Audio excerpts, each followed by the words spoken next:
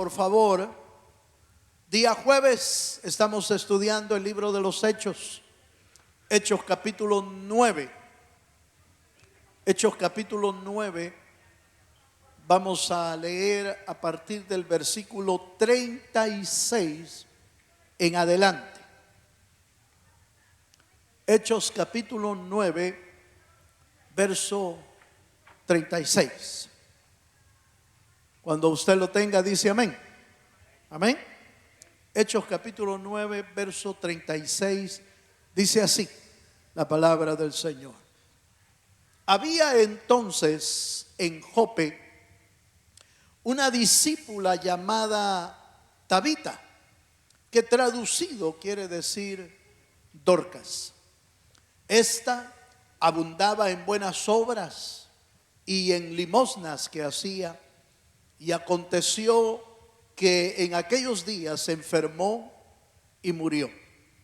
Después de lavada, la pusieron en una sala, y como Lida estaba cerca de Jope, los discípulos, oyendo que Pedro estaba ahí, le enviaron 2 hombres a rogarle: no tardes en venir a nosotros.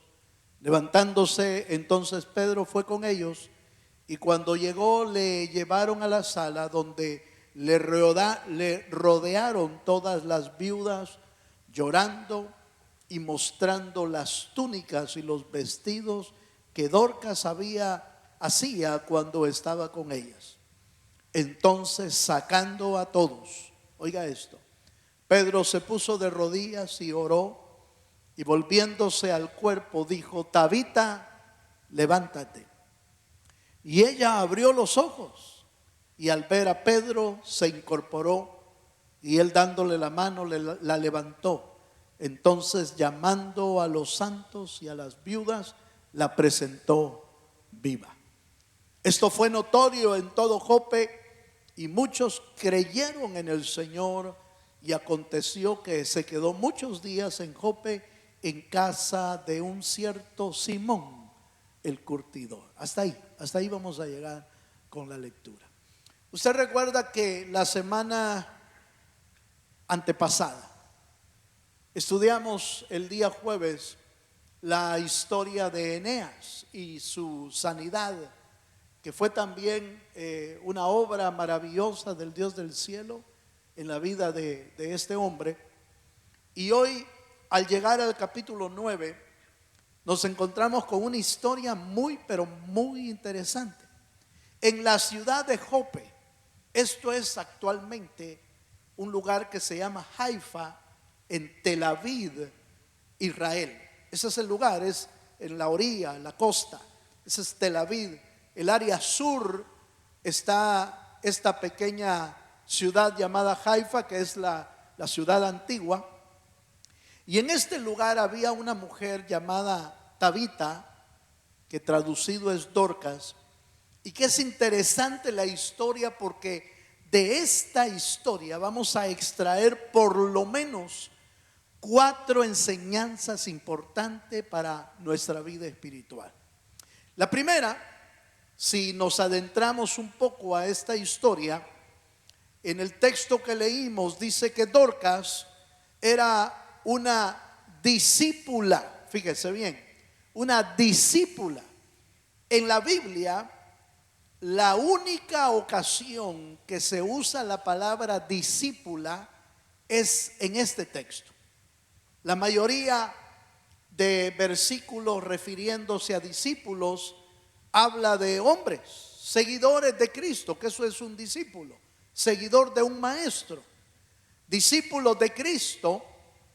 Pero que en la única ocasión que en la Biblia aparece la palabra discípula es en este capítulo 9, y se le adjudica a Dorcas.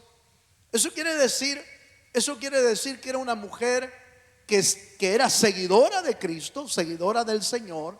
Era una mujer que estaba aprendiendo de la palabra, porque la palabra discípulo viene de la palabra disciplina. El que tiene la disciplina para seguir a un maestro, la disciplina para estudiar la palabra del Señor. Y esto nos lleva a una verdad tremenda. Los discípulos, que son aquellos que de alguna manera son seguidores del Señor y que estudian la palabra, no solamente era dotada esta mujer quizás de alguna belleza natural, sino que muestra la belleza espiritual que tenía. ¿Por qué la belleza espiritual? Porque la belleza espiritual o la belleza no radica en lo externo, sino en lo interno, en lo que está dentro de la persona. Y un seguidor de Cristo, una seguidora de Cristo, obviamente mostraba los dones del Señor, los frutos del Señor. Por ejemplo, el Señor dijo que por sus frutos los conoceréis. ¿En qué? ¿A quiénes? A los discípulos. Dice que se amen los unos a los otros, y eso es testimonio de ser un discípulo del Señor. No en balde, diría yo, y no por gusto, le dice la palabra a esta mujer, le dice discípula, una seguidora. No era la única mujer que seguía al Señor. Obviamente hay otras mujeres que aparecen en la Escritura que eran seguidores. El apóstol Pablo le llama a unas de ellas colaboradoras del reino de Dios, como dando a entender la importancia y el lugar prominente que la mujer tenía dentro de la iglesia del Señor. Leamos unos versículos, por favor, acompáñeme a Romanos capítulo 16, en el versículo 1 y 2. Por ejemplo, aquí encontramos a otra mujer a la que la Biblia le llama diaconisa, que también es otro título, otra asignación dentro del reino de Dios. Romanos capítulo 16,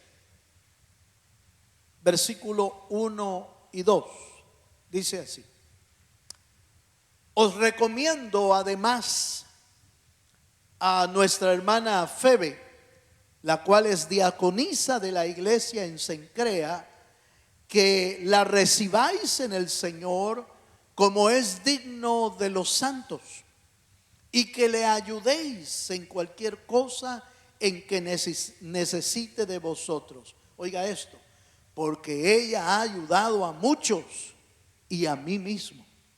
Este testimonio lo da el apóstol Pablo en su escrito, y da ese testimonio como para realzar de alguna manera en el tiempo que vivía Dorcas, y en el tiempo del Señor Jesús, y un poquito más hacia adelante, la condición de la mujer o el rol de la mujer, el desempeño de la mujer dentro de las sinagogas o cualquier otro país era mínimo, porque siempre la mujer era un tanto relegada a roles totalmente bajos, diríamos.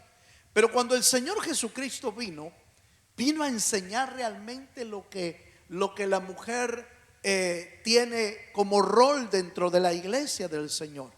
Por supuesto, no estamos hablando de ministerios ni pastorado, pero estamos hablando de funciones importantísimas dentro de la iglesia.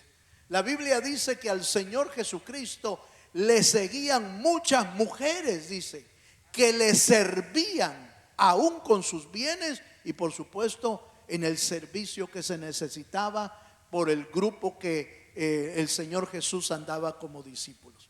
Entonces esto nos llama la atención, o me llama la atención, porque el rol o el papel de la mujer dentro de la iglesia es muy importante. Por supuesto, el rol que Dios delega, el rol que Dios establece para la mujer, el rol que hermano, que participan las mujeres dentro de la iglesia es tan importante que el Señor le dio, fíjese bien, el privilegio de ser las mujeres las primeras que vieran a Jesús resucitado. Fueron mujeres. ¿Por qué les dio ese privilegio? No lo sé, pero Dios quiso dar una enseñanza ahí tremenda, ¿va? Porque las primeras que vieron la tumba vacía fueron mujeres. Las primeras que vieron al Señor resucitado fueron mujeres. Entonces note por favor cómo el Señor incorpora a la mujer en la verdadera posición que debe de tener dentro del rol de la iglesia. Primera de Corintios capítulo 12, verso 12 nos habla del cuerpo. Y el cuerpo tiene muchos miembros y de la misma, y como usted y yo sabemos, el cuerpo de Cristo está formado por todos los creyentes. No solo varones y tampoco solo mujeres. No, es el grupo de creyentes nacidos de nuevo los que forman el cuerpo de Cristo. Y el apóstol Pablo nos explica de esta manera. Primera de Corintios 12 dice: porque así como el cuerpo es uno y tiene muchos miembros, pero todos los miembros del cuerpo, siendo muchos, son un solo cuerpo. Así también Cristo, porque por un solo espíritu fuimos todos bautizados en un cuerpo, sean judíos o griegos, sean esclavos o libres, y a todos se nos dio a beber de un mismo espíritu. No usa el versículo aquí, no usa sea varón o sea mujer, pero está escrito en otro pasaje también que ya no hay ni varón ni hembra dentro del reino de Dios, dentro de los nacidos de nuevo. Para salvación, el Señor no hace exclusión ni de griegos, ni de judíos, ni de libres, ni de esclavos, ni de varón, ni de hembra. Dios, para efectos de salvación, les da a todos la oportunidad de ser incorporados al cuerpo de Cristo. ¿Cuántos dicen amén, hermano? ¿Por qué es tan importante eso? Porque Dios es un Dios que incluye a todos los seres creados. A todos los seres creados los incluye dentro del cuerpo de Cristo, si han nacido de nuevo, por supuesto. Pues no se puede incorporar al cuerpo de Cristo lo que no ha nacido de nuevo. Solo se puede incorporar lo que ha nacido del Espíritu. Entonces puede incorporarse al cuerpo de Cristo. Y tiene diferentes funciones. Si usted lo ve, el cuerpo, hoy que nos estuvimos allá por El Salvador, me tocó a mí compartir acerca de la cabeza del cuerpo, de la cabeza de la iglesia, que es Cristo Jesús. Y yo les compartía a los hermanos algo que me llamó mucho la atención, porque las dos figuras que el Señor usó para hablar de la relación de Cristo con la iglesia son la cabeza y el cuerpo, y el varón y la mujer dentro del matrimonio. Esas son las dos figuras: la cabeza y el cuerpo, y el varón y la mujer. ¿Por qué usó esos dos ejemplos? Bueno, primero, porque la cabeza del cuerpo es la que dirige, es la que señala el rumbo, es la que ordena todo el cuerpo. Todo lo que usted y yo hacemos con nuestro cuerpo es una orden de la cabeza, ¿sí o no? Aunque les decía yo, mire, hay cosas que nosotros hacemos inconscientemente. Nuestras manos se mueven inconscientemente, nuestros pies se dirigen a donde queremos, y nosotros no oímos la orden que la cabeza da. No la oímos. No oímos cuando la cabeza le dice: extiende tu mano derecha. No la oímos. Pero la mano derecha se extiende porque hay una orden de la cabeza, del cerebro. ¿Me está siguiendo, hermano?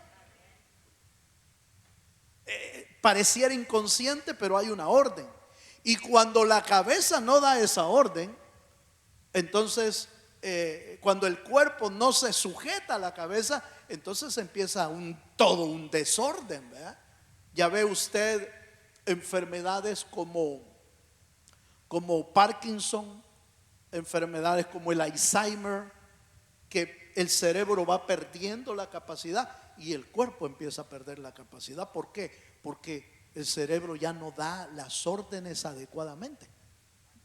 Entonces fíjese, hermano, que la iglesia del Señor debe de estar sujeta a Cristo, como la cabeza está, hermano, ordenando al cuerpo, como el cuerpo está sujeto a la cabeza. ¿Cuántos dicen amén?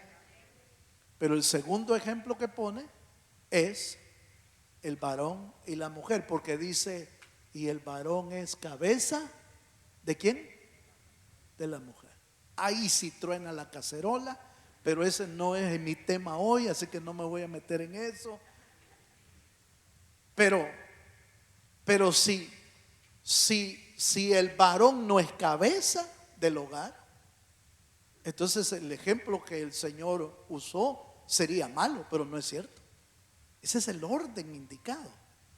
Ese es el orden que Dios estableció para enseñarnos autoridad y sujeción. Pero bueno, sigamos un poquito más. Vamos a nuestro segundo punto.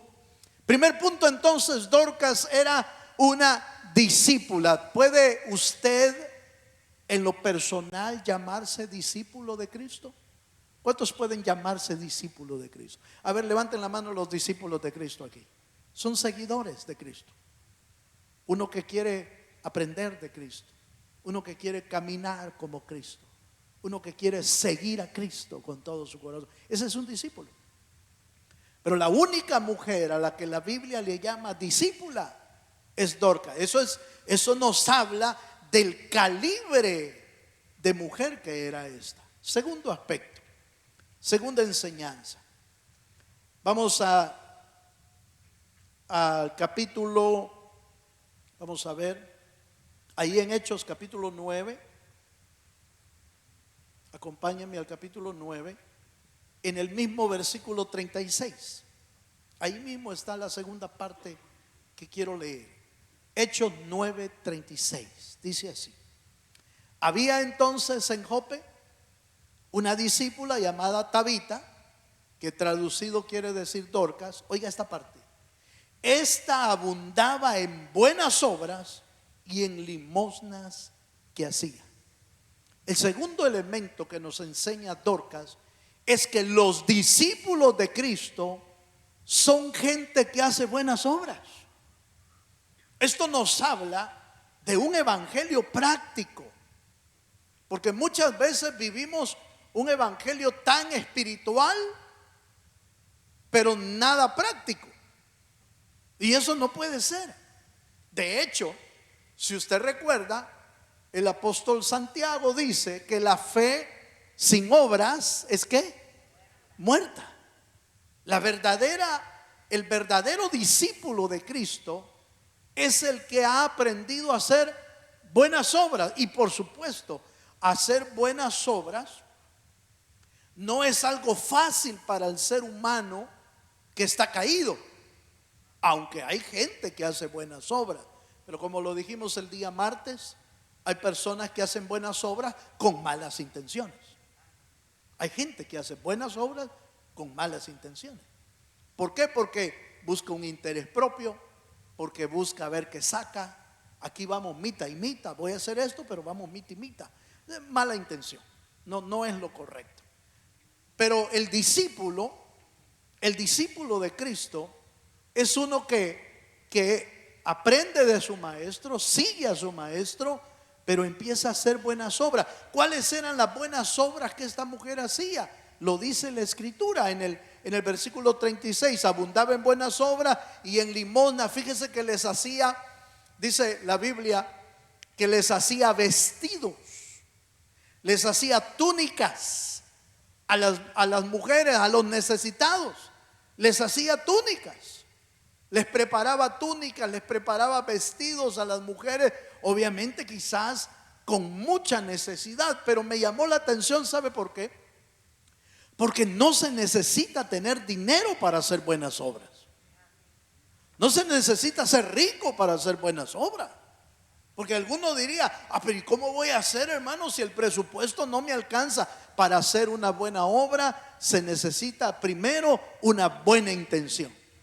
Se necesita amor para hacer una buena obra. Uno puede compartir, hermano, puede compartir quizás de lo poco que uno tiene. Puede compartir con alguien que quizás está más necesitado que nosotros. Pero el ser humano es así. El ser humano no siempre logra compartir con otros de lo que tiene, porque piensa que se va a quedar sin nada, porque piensa que no le va a alcanzar, porque piensa que no, pues a mí me ha costado. Algunos otros van más complicados. A mí me ha costado, yo he trabajado, me he matado, dicen algunos todavía, ¿eh? Me he matado trabajando, ¿y por qué le voy a dar yo que trabaje?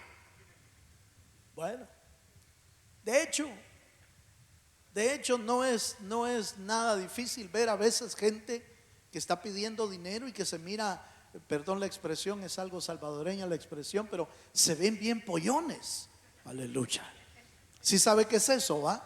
Bien pollón es que se mira bien joven, bien buen mozo, buena moza, y se mira con fuerza, y cuando uno los ve y los ve pidiendo, dicen, ese está bueno para trabajar, dice.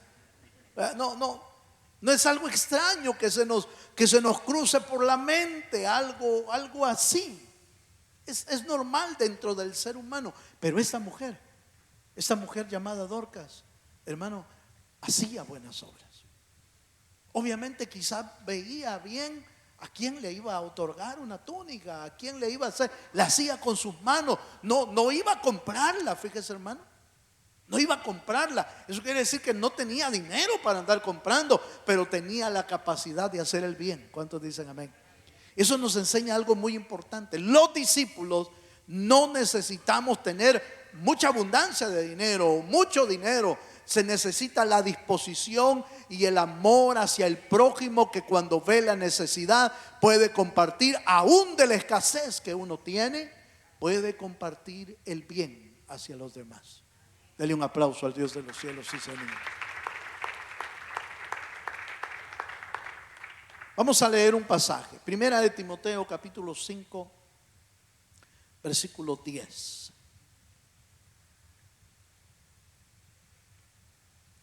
Aquí habla de las viudas, y es que es muy probable que Dorcas era viuda también, porque fíjese que las que se reunieron con ella eran viudas.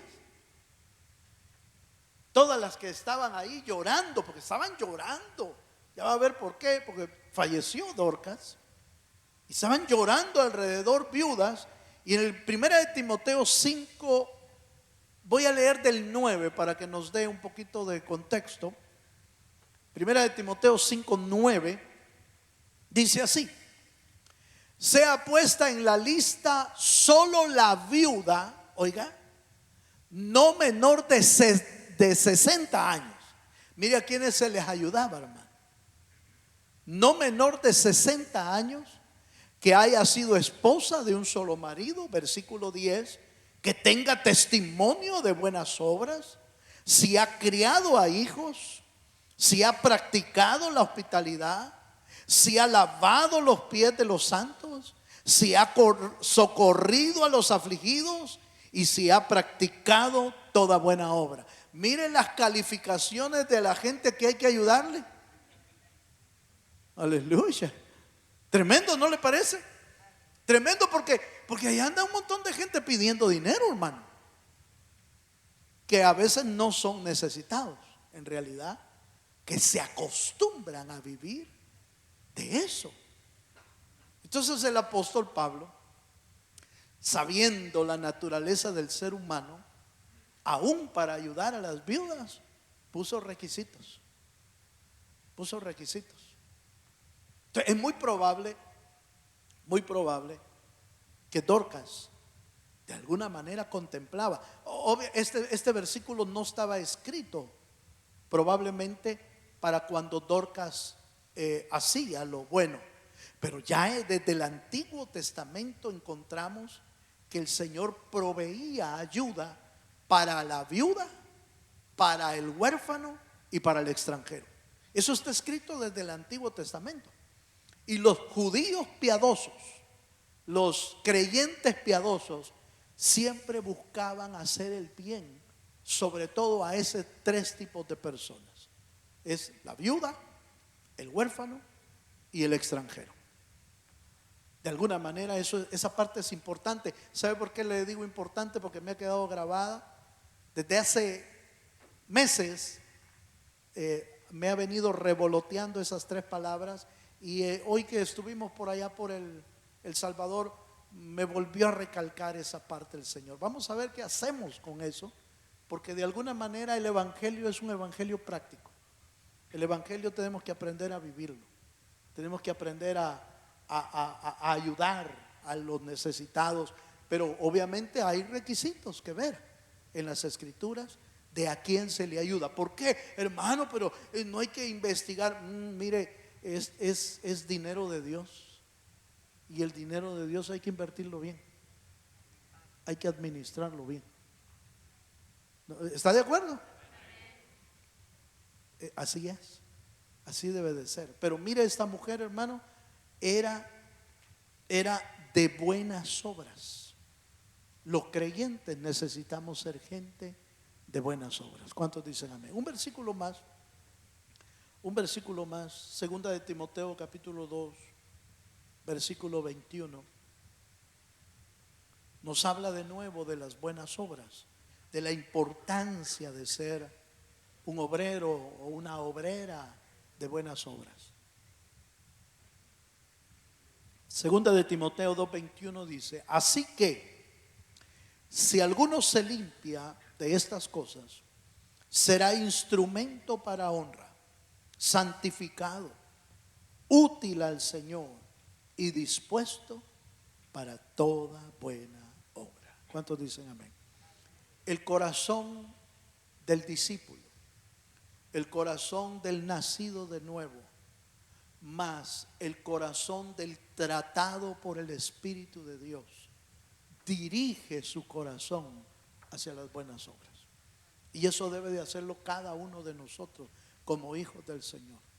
Debemos buscar hacer, la Biblia dice que hagamos el bien mayormente a los de la fe, dice la Escritura. Eso dice la Biblia. Entonces, queremos vivir un evangelio práctico, hermano. Necesitamos aprender a hacer buenas obras para el Señor. Amén, amados. Número 3, tercera enseñanza que Dorcas nos enseña. Hechos 9, verso 30 y vamos a ver,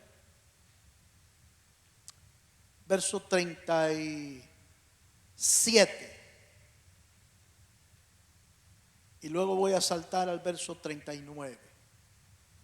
9:37 dice: y aconteció que en aquellos días enfermó y murió. Después de lavada la pusieron en una sala. Verso 39. Levantándose entonces Pedro fue con ellos, y cuando llegó le llevaron a la sala donde le rodearon todas las viudas, llorando, oiga, y mostrando las túnicas y los vestidos que Dorcas hacía cuando estaba con ellas. Tercera enseñanza que es importante entenderla: la calamidad o la necesidad o tiempos difíciles le puede llegar a cualquier creyente. No importa cuán consagrado esté uno, aleluya. No importa. La enfermedad, aún la muerte, le puede llegar a cualquier discípulo. ¿Cuántos me están entendiendo? Le puede llegar. No, la calamidad no exime, no está exenta de la vida del cristiano, a pesar de que esté consagrado y a pesar de que busque al Señor. No está exento. No está exento el creyente. Está exento de la muerte segunda. Está exento de la muerte eterna. Porque eso es lo que el Señor ofreció. Lo que el Señor ofreció es que el que cree en Jesucristo tendrá ¿qué? Vida eterna. Eso es lo que el Señor nos entregó. Esa es la bendición del Señor. Pero que en algún momento pudiera alcanzarnos la enfermedad, o aún pudiera alcanzarnos la muerte. Esto lo enseña. Y no como muchas personas creen, hermano, es un error creer que una persona se enferma solo porque ha pecado. Es un error. Es un error creer que aún la muerte le llega a aquellos porque han pecado. Es un error creer eso. No digo que el pecado no tenga consecuencias. Claro que tiene consecuencias. Las consecuencias pueden alcanzarlo, las enfermedades pueden alcanzarlo por un pecado, sí, pero no siempre. Usted lee la historia de Dorcas y ¿dónde había pecado? ¿Dónde había fallado Dorcas? Si era una mujer a la cual el Señor le dio testimonio de ser la única discípula, no sería lo correcto, la única, pero la única que se menciona en la Biblia como una discípula de Cristo. Y da testimonio, hermano, de la manera en que se comportaba, haciendo buenas obras, haciendo el bien a los necesitados, y daba limosnas, dice la Escritura. ¿A quién se le da limosnas, hermano? A los pobres. En otro lado nos enseñaron que había dar limosna al santo, ¿va? Aleluya. Pero ese es un error. A los santos no se le da limosna. Se le da limosna a los pobres. A Dios nunca se le da limosna, se le da ofrenda. Porque la limosna es para los pobres, la ofrenda es un fruto de agradecimiento a Dios. Esa es la ofrenda. Entonces viene y usted ve a Dorcas, una mujer que daba limosna, una mujer que atendía al necesitado, que ella misma costuraba las túnicas y los vestidos para ayudar a otras viudas que estaban probablemente en una condición más difícil que ella, y les ayudaba. ¿Dónde está el pecado de Dorcas? ¿Dónde está el pecado de Job? Cuando Dios da testimonio de Job diciendo: un hombre justo, un hombre recto, la calamidad, la enfermedad y aún la muerte puede alcanzarlo a cualquiera. Eso es importante entenderlo, hermano. Hay gente que se siente culpable y dice: quizás he pecado, quizás he hecho mal. No es malo revisarse. No es malo revisar. Señor, si he pecado, si he hecho algo mal, yo lo saco a luz y a vergüenza. Pero no necesariamente. Hay algo que Dios puede enseñarnos de todo esto. ¿Cuántos dicen amén, hermano? Bueno, pero sigamos un poquito más. Vamos a Juan capítulo 11, en el versículo 25. Juan 11, 25. Hablando acerca del evento cuando Jesús fue a resucitar a Lázaro, Jesús dijo estas palabras que también son importantes conocerlas. Le dijo Jesús: yo soy la resurrección y la vida. El que cree en mí, aunque, ¿qué dice, hermano? Aunque esté muerto, vivirá. Debemos de creer como discípulos del Señor que lo que Él nos ofreció es la vida eterna. Y si nos toca pasar por esa etapa de la partida o de la muerte, el Señor tiene una promesa para nosotros. Él es la resurrección y la vida. Y aquel que aunque esté muerto, no está muerto, vivirá para siempre. ¿Cuántos dicen amén, hermano? Debemos de creer en las promesas del Señor. Debemos de creerlas, pero debemos de tener claro, hermano, que en algún momento pudiéramos pasar por una situación complicada de enfermedad, de angustia, de aflicción, porque el ser hijo de Dios, el ser discípulo del Señor y aún hacer buenas obras no nos exime a veces de las pruebas, de las dificultades, de los problemas. No nos exime de eso. Pero la diferencia es que contamos con la bendición del Dios de los cielos sobre nuestra vida. ¿Cuántos dicen amén, hermano? No lo oigo muy convencido. Ay, hermano, a mí me gusta más no pasar por pruebas. Hermano, mejor si el Señor me quita de las pruebas. Sí, puede hacerlo, pero si Él decide no hacerlo, debes de saber que tu vida y mi vida, mi alma y tu alma está en las manos del Dios de los cielos. Es importante saberlo. ¿Sabe por qué es importante, hermano? Porque cuánta gente cuando está en aflicciones se decepciona de Dios. Hay gente que se decepciona de Dios. Y se decepciona porque no entendió el evangelio. Se decepciona porque no entendió la palabra. Es que yo pensé que ya no me iba a pasar nada. Eso no es lo que la Biblia dice. Es que yo pensé que ya no me iba a enfermar. Es que yo pensé que ya no iba a tener problemas. La Biblia no dice eso en ningún lado. La Biblia dice que es necesario que a través de muchas tribulaciones entremos en el reino de los cielos. Eso es lo que la Biblia dice. La Biblia dice que el oro se prueba con fuego. Hablando del cristianismo, hablando de los creyentes, el oro se prueba con fuego. Pedro dice, hermano, cuando os halléis en diversas pruebas, hermano, no se sientan como que han sido abandonados del Señor, como que alguna cosa extraña les acontezca. No, más bien gócense. Aleluya. Gozarnos en las pruebas no es fácil, pero el gozo no viene, por favor, quiero que note esto. El gozo no es como ignorar que estamos pasando por pruebas o dificultades. El gozo es de saber que en medio de las dificultades tenemos quien nos ayude, que es el Dios de los cielos. Tenemos saber, el gozo viene de saber que Dios tiene todo el control de nuestra vida. El gozo viene de saber que aún en medio de la calamidad Dios puede hacer un milagro en nuestra vida. Y eso hizo con Dorcas también. Si vamos al último versículo que vamos a leer, perdón, al último punto, versículo voy a leer más. Aleluya. Hechos 9, 40 y 41.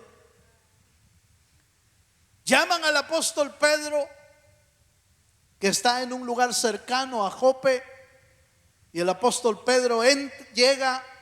En el verso 40 dice: entonces, sacando a todos, Pedro se puso de rodilla y oró, y volviéndose al cuerpo dijo: Tabita, levántate.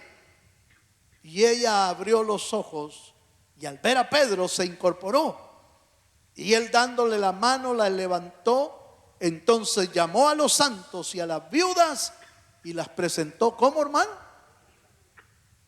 Hubo un milagro ahí, un milagro digno de recordar, un milagro digno de enseñar, que Dios tiene poder aún sobre la muerte.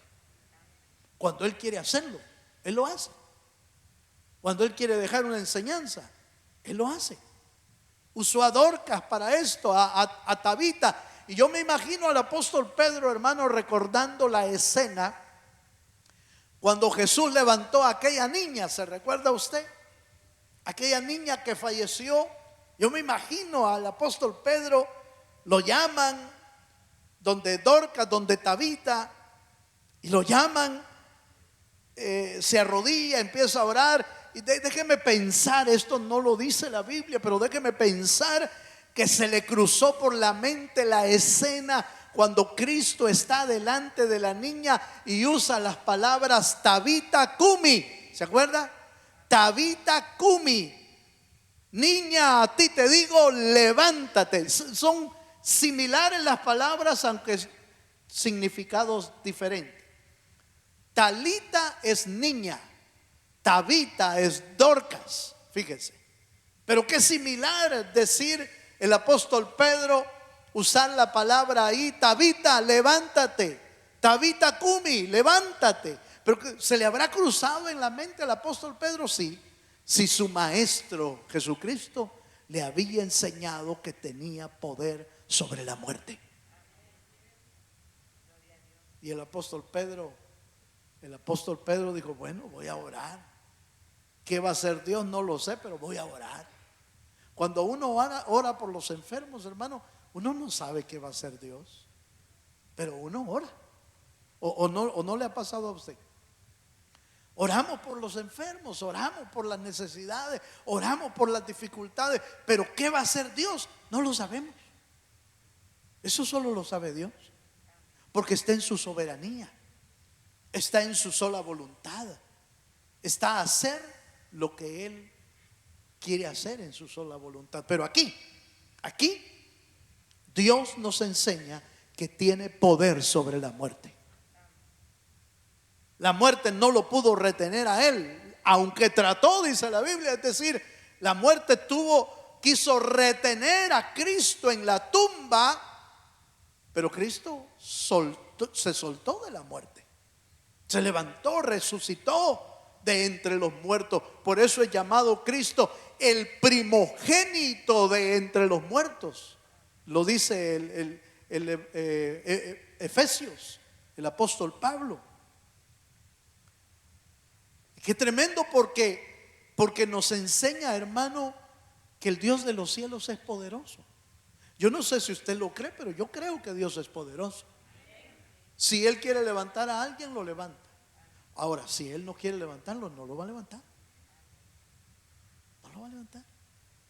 Nosotros podemos tener la buena disposición, el buen deseo de que se levante, pero es Dios el que decide. Es Dios el que hace su sola potestad. ¿Cuántos dicen amén? ¿Qué debemos hacer nosotros, hermano? Sujetarnos a su voluntad, sujetarnos a su soberanía. Si entendemos eso, hermano, nuestra vida va a vivir siempre sujeta a la voluntad de Dios. ¿Por qué? Porque no nos vamos a frustrar. No nos vamos a frustrar por cosas que Él no nos ha prometido. ¿Cuántos dicen amén? No nos vamos a frustrar por cosas que Dios no nos ha prometido. Cuando Él lo promete, lo cumple. Pero si Él no lo ha prometido, no tiene obligación de cumplirlo. Pero que tiene poder para levantar, tiene poder para levantarlo. Vamos a un versículo más, por favor. Marcos capítulo 5, verso 40. Aquí está el acontecimiento que le comenté, que probablemente el apóstol Pedro se recordaba del Señor Jesús. Dice Marcos capítulo 5, verso 40, y se burlaban de Él. ¿Sabe de quién se estaban burlando? De Cristo. De Cristo se estaban burlando. ¿Sabe por qué se estaban burlando? Porque Él dijo: salgan todos. Dice: la niña no está muerta, les dijo, duerme. Y dice: y se burlaban de Él, se burlaban de Jesús. Y dice: y se burlaban de Él, mas Él, echando fuera a todos los metidos. No, eso no lo dice. Eso lo agregué yo. Pero es que eran metidos, algunos estaban de metidos ahí. Echando fuera a todos, tomó al padre y a la madre de la niña y a los que estaban con él, y entró donde estaba la niña, y tomando la mano de la niña le dijo: Talita cumi, que traducido es: niña, a ti te digo, levántate. Tabita cumi, talita cumi, es lo que usó Jesús, mas Pedro usó tabita cumi, levántate. ¿Cuántos dicen amén, amén? Seguramente Pedro se acordó de ese milagro tan poderoso. Pedro fue testigo. Metió al padre, a la madre y a tres más, tres discípulos: Pedro, Jacob y Juan. Fue testigo del milagro que Jesús hizo. Bienaventurados los que hemos sido testigos de los milagros que Dios puede hacer. Yo he visto milagros, he visto gente sanada, he visto gente libre, he visto gente endemoniada que queda libre. Lo he visto gente que ya casi lo despachan los doctores y el Señor los levanta de ahí. Lo hace Dios cuando Él quiere. Eso debemos de saberlo muy bien. Cuando está en la voluntad de Dios, Él lo hace. Cuando su voluntad es llevarlos, los lleva. ¿Acaso no es mejor estar en la eternidad que estar aquí? Haga conmigo así. Es que nosotros como seres humanos pensamos que perdimos a alguien, pero el Señor no piensa perdimos, ganamos uno en el cielo. Así es como Él piensa. Por eso es que la Biblia dice que la muerte de los santos para Él es de gran estima, de gran gozo.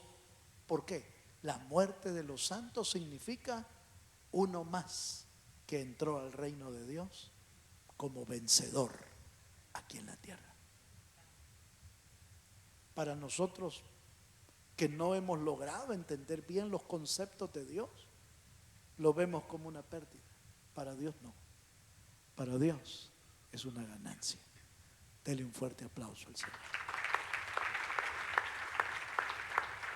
¿Por qué debemos de entenderlo?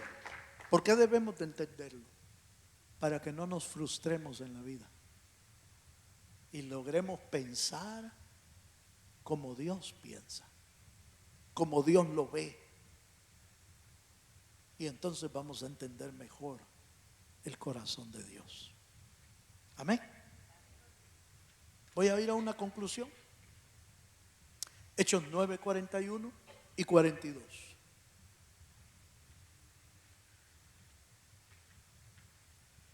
Hechos 9, 41 y 42 dice: y él, hablando de Pedro, y él dándole la mano, le levantó. Entonces, llamando a los santos y a la viuda, la presentó viva. Esto fue notorio en todo Jope, y muchos creyeron en el Señor. Los milagros siempre han servido para que otros crean en el Señor. Siempre han servido como testimonio. Siempre han servido como un apoyo, como un respaldo a la palabra, porque la salvación viene por oír la palabra. Como está escrito, la fe viene por el oír, y por el oír la palabra del Señor. Pero los milagros respaldan la palabra. Son una señal de la palabra eficaz de Dios. No debe de convertirse la gente solo por los milagros, pero sirven los milagros para confirmar lo que Dios dijo en su palabra. ¿Cuántos dicen amén? Si tú has tenido el privilegio de ver algún milagro de Dios, te vas a recordar que el milagro que viste aumentó tu fe, aumentó tu seguridad en Dios, aumentó tu confianza en el Señor. ¿Por qué? Porque ese era el propósito. Los milagros del Señor sirven para confirmar nuestra fe, para decir: es cierto, lo que el Señor nos dijo es cierto, y se va a cumplir todo lo que Dios dejó como promesas para nuestra vida. Póngase de pie, por favor. Maravilloso, ¿no cree? Lo de Dorcas, discípula del Señor, una seguidora, una mujer comprometida con las buenas obras para mostrar el discipulado que tenía. Una mujer que le alcanzó la fatalidad, le alcanzó la dificultad de los problemas, como a cualquiera de nosotros nos puede alcanzar, pero que nuestro recurso de ayuda se llama Jesucristo, el Hijo del Dios viviente. Voy a invitarle a que cierre sus ojos un momento. Y mientras cerramos nuestros ojos, qué importante sería esta noche que usted y yo reflexionemos en el estilo de vida de esta mujer. Una mujer que dio testimonio de ser una seguidora de Cristo, y una mujer que dio testimonio de estar llena de una vida espiritual que se reflejaba en buenas obras. La vida cristiana no es solo conocimiento. La vida cristiana es una vida práctica. Y la vida práctica es haciendo lo bueno como señal de que Dios ha cambiado nuestra vida. Cierra tus ojos un momento. Yo voy a invitar a voy a hacer dos invitaciones. La primera es para aquellos que quieren ser discípulos de Jesús y hacedores de buena obra como Dorcas. El segundo grupo es aquellos que necesitan un milagro como Dorcas. Si te alcanzó la necesidad, si te alcanzó la prueba, si te alcanzó la aflicción, hay ayuda en nuestro Señor Jesucristo. Véngase. Véngase independientemente de qué grupo quiere ser. Véngase adelante. Y venga a decirle al Señor: Señor, aquí está mi vida. Véngase. Aleluya. Te adoramos, Señor. Veniste necesitado hoy. Te alcanzó la aflicción. No necesariamente es porque has pecado.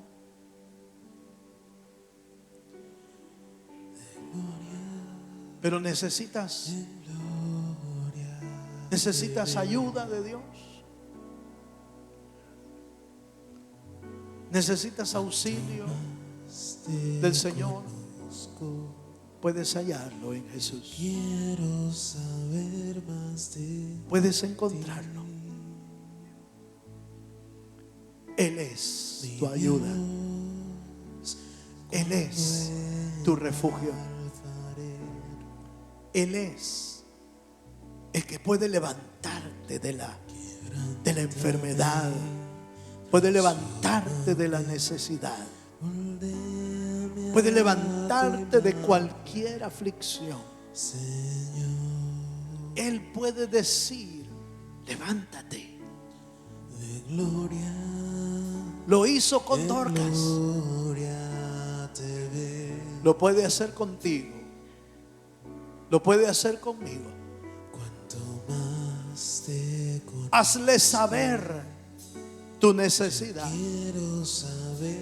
Dorcas ya no podía avisar de su enfermedad, pero dos hombres fueron a pedir ayuda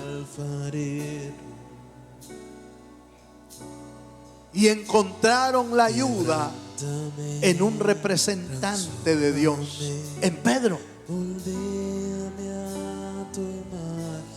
Déjanos orar por ti hoy.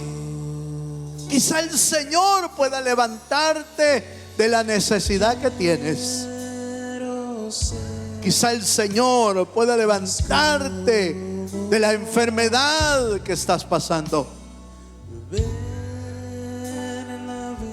Deja que el Dios de los cielos sobre en lo más profundo de tu corazón. Vamos a orar.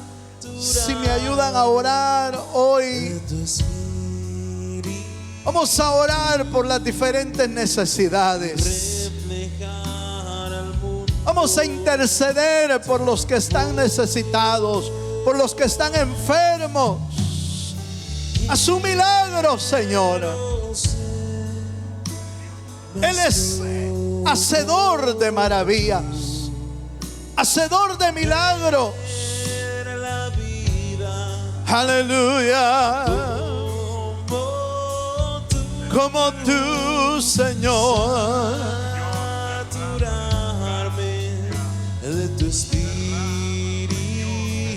Díselo al Señor. Señor, aquí está mi vida. Quiero ser un buen discípulo, hacedor de buenas obras. Vivamos un evangelio práctico. Aleluya. Saturarme de tu espíritu y reflejar al mundo tu amor. Eso es. Habla con Dios esta noche. Quiero ser más como tú. Dios mío, bendice a tu pueblo, Señor. Bendice a tu pueblo, bendice a tu pueblo. Haz tu obra maravillosa. Haz tu obra maravillosa, Señor. Haz tu obra en el nombre de Jesús. Haz tu obra en medio de la necesidad, en medio de la aflicción. Haz tu obra trayendo fortaleza, trayendo consuelo, trayendo sanidad. En el nombre de Jesús, Padre, haz tu obra maravillosa. Señor, pon tu mano de poder. Pon tu mano de poder en toda enfermedad. Solo tú lo puedes hacer, Señor. Haz conforme tú quieres. Haz conforme tu voluntad, Señor. Haz conforme tu misericordia. Oramos, oramos, oramos. Haz un milagro, Señor. Tú eres el dador de la vida. Tú eres el dador de la salud. Tú eres el dador de la misericordia. Como tú.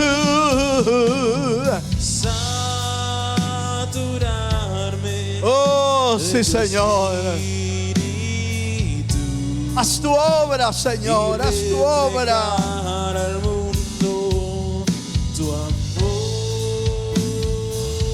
Aleluya. Aleluya. Padre, haz tu obra maravillosa en la vida de tu pueblo, en los hogares.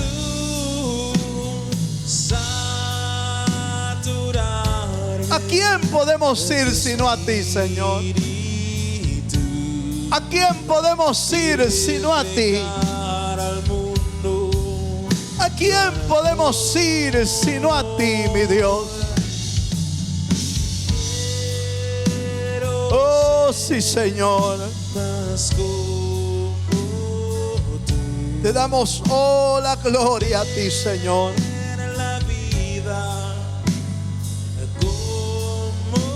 Haz un milagro como lo hiciste con Eneas. Un milagro como hiciste con el cojo, Señor. Un milagro como lo hiciste con Dorcas. Haz tu obra maravillosa en tu pueblo, conforme tu voluntad, Señor, conforme tu misericordia. Oh, sí, Señor. Vamos a levantar un momento nuestras manos al cielo. Levanta tus manos y le dices: Señor, mi vida está en tus manos, Señor. Mi vida te pertenece. Mi vida está en tus manos. Tú sabes qué vas a hacer en mi vida. Cree que Dios va a hacer algo en ti. Cree que Dios puede hacer un milagro en tu vida. Padre, mira esas manos levantadas.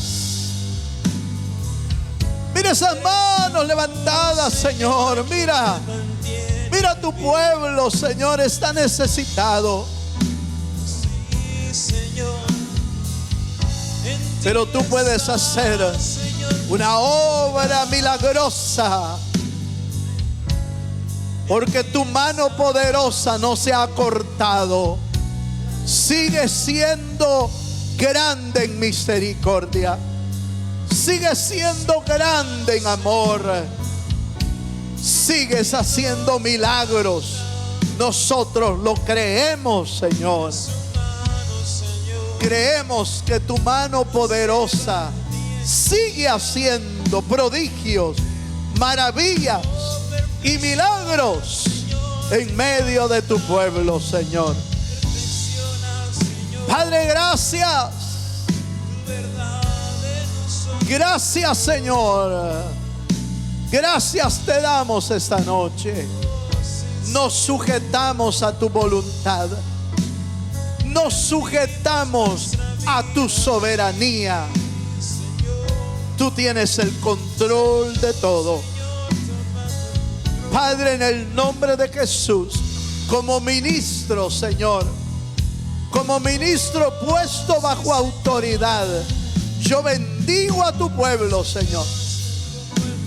Yo bendigo a tu pueblo para que puedan ver tus maravillas, tus milagros en sus vidas, como tú lo has planeado, como tú lo has decidido, Señor, en nuestra vida. En el nombre poderoso de Jesús. Gracias, Señor. Gracias, Padre. Gracias por tu fidelidad. Gracias por tu amor. En el nombre de Jesucristo. A ti sea la gloria, la honra y el honor por los siglos de los siglos.